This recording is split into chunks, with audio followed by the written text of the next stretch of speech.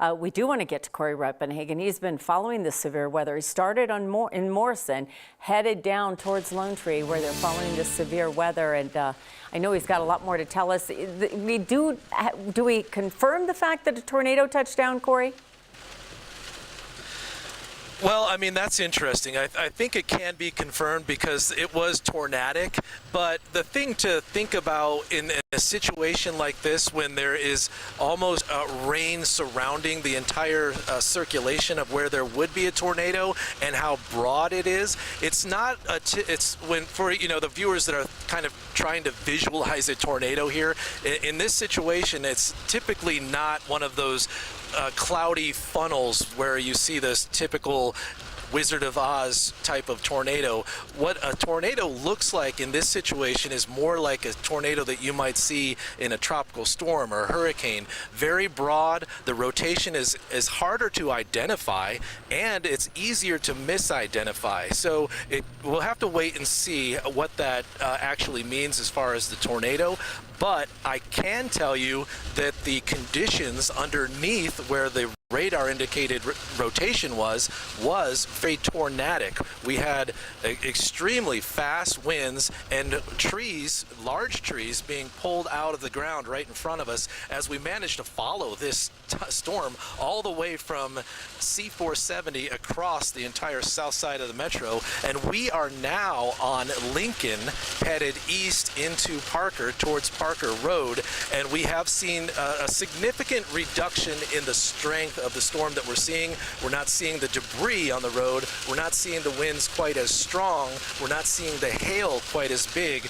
But this section of town here, as it heads towards the Parker area, is going to get a wallop from this storm, even if the tornado warning is not in place any longer, because as you can see, the water is just one of the major issues, making it very difficult to get around anywhere on this side of town, and people are trying to do their best to navigate it, and we're watching them, and they're doing a great job. We have not seen, surprisingly, not as many stranded vehicles as we thought we would see, but we have seen a few. Most people are just slowly, steadily going about their really just trying to get to somewhere to be safe and possibly dry. So we're heading, we're staying with the storm. We're staying right behind it.